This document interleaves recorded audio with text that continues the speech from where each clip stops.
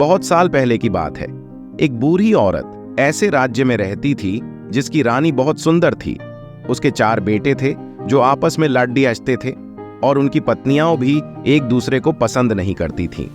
वो सब एक ही घर में रहते थे, लेकिन इतना लड़-डियाते थे कि उन्होंने अलग रसोई रखी।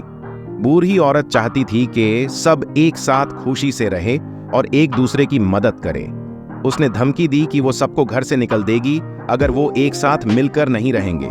उसने यह भी कहा कि पैसे बचाने के लिए एक ही रसोई रखी जाएगी।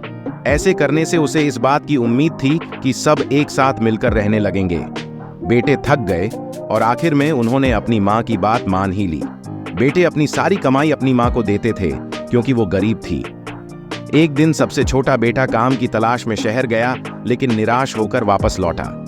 रास्ते में उसने मरे हुए सांप को देखा और उसने उसे उठा लिया, क्योंकि वो खाली हाथ नहीं वापस लौटना चाहता था। जब उसकी माँ ने उससे उसकी कमाई मांगी तो उसने उसको सांप दे दी। माँ ने उसे दिलासा दिया कि वो फिर से कोशिश करे। वो सांप किसी काम का नहीं था, इसलिए उसने उसे छज्जे पर फेंक दिया।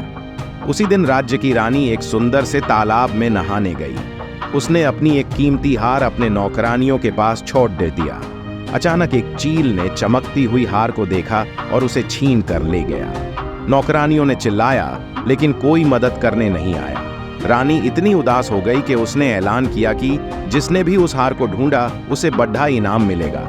उड़ते हुए चील ने बुढ़िया के छज्जे पर सांप देखा और उसे समझ में आया कि सांप को तो खाया जा सकता है, लेकिन वो हार किसी काम का नहीं है। उसने हार को छोड़ दिया और सांप को ले गया।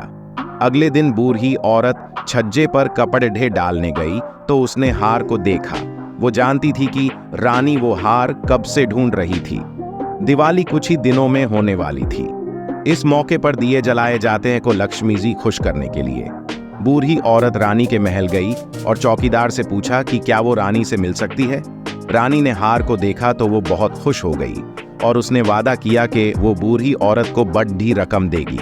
बूढ़ी औरत ने मना कर दिया और बोली, मैं गरीब हूँ, इतनी बड़ी रकम मैं संभाल नहीं सकती। मेरी यह इच्छा है कि दिवाली पर सिर्फ मेरे ही घर में दिए जलाए जाए और किसी के घर में नहीं।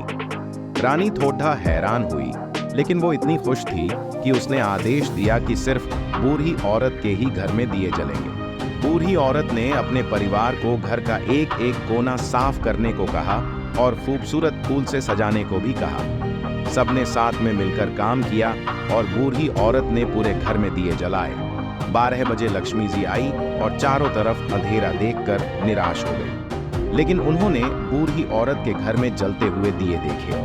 क्योंकि उन्हें दिए पसंद थे, उन्होंने बूढ़ी औरत के दरवाजे पर दस्तक दी। बूढ़ी औरत ने दरवाजा खोला और अपने परिवार वालों को लक्ष्मी जी को फूल और मिठाइयों से स्वागत करने के लिए कहा। लक्ष्मी जी खुश हो गई और उन्होंने पूरे परिवार से कुछ बदले में मांगने के लिए कहा, क्योंकि वो उनके भक्ति से प्रसन्न थी। बूढ़ी औरत ने कहा, हम चाहते हैं कि आप हमारे घर में हमेशा के लिए रहे ताकि हम सदा खुशी से रह सके।